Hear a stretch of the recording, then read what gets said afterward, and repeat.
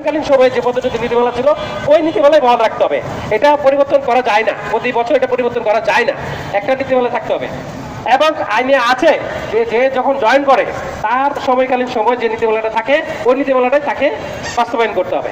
আরেকটা কথা হচ্ছে 2007 সালে আমাদের যে ভেন্ডর এগ্রিমেন্ট সরকারের সাথে যে অর্থ মন্ত্রণালয়ের সাথে আমাদের যে চুক্তি হয়েছে ওই চুক্তি অনুযায়ী রাষ্ট্রায়ত্ত ব্যাংকগুলো তারা মানে স্বায়ত্ত শাসন লাভ করে যদি সরকারের প্রতিষ্ঠান হিসেবে তারা সকল ক্ষমতা বোর্ড অফ ডিরেক্টরসের উপর ন্যস্ত থাকে এবং সব দায় দেয় না তখন বোর্ড অফ ডিরেক্টরসের উপর ন্যস্ত করা হয়। এই হিসাবে আপনারা দেখবেন যে অর্থ মন্ত্রণালয়ের এই সম্পর্কিত একটা আছে, আর্টিকেল অফ অ্যাসোসিয়েশন আছে, মেমোরেন্ডাম আছে এবং বাংলাদেশ ব্যাংক এবং জয়েন্ট স্টক কোম্পানিতে নিবন্ধিত করা আছে।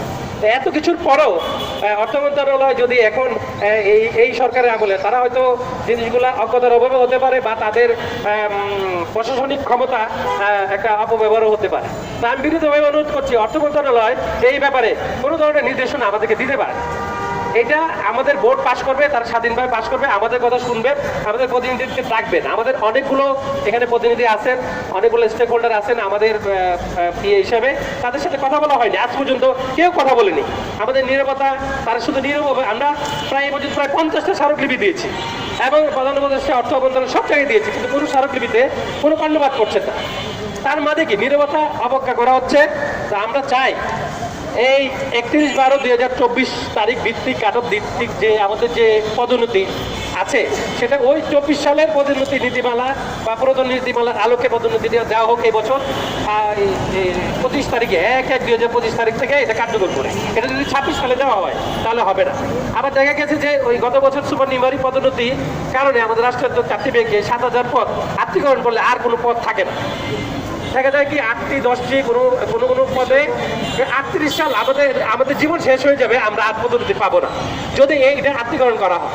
তাহলে এই বৈষম্যগুলো আপনাদের সামনে আমরা তুলে ধরলাম, এটা জাতির কাছে তুলে ধরলাম এবং প্রধান উপদেষ্টা বরাবর, অর্থ উপদেষ্টা বরাবর এবং গণমাধ্যম মিডিয়া সবার বরাবরে আমরা এটা উপস্থাপন করলাম যে আমাদের রাষ্ট্রায়ত্ত ব্যাংকগুলো যদি না বাঁচে, তাদের কর্মকর্তা কর্মচারীদের যদি এই ধরনের অসন্তোষ বিরাজ করে তাহলে রাষ্ট্রের সমূহ ক্ষতির সম্ভাবনা আছে। কারণ রাষ্ট্রের কোটি কোটি টাকা বিনিয়োগ হয় এই রাষ্ট্রায়ত্ত ব্যাংকগুলোর মাধ্যমে। বড় বড় উন্নয়ন মেগা প্রকল্প আমাদের মাধ্যমে হয়।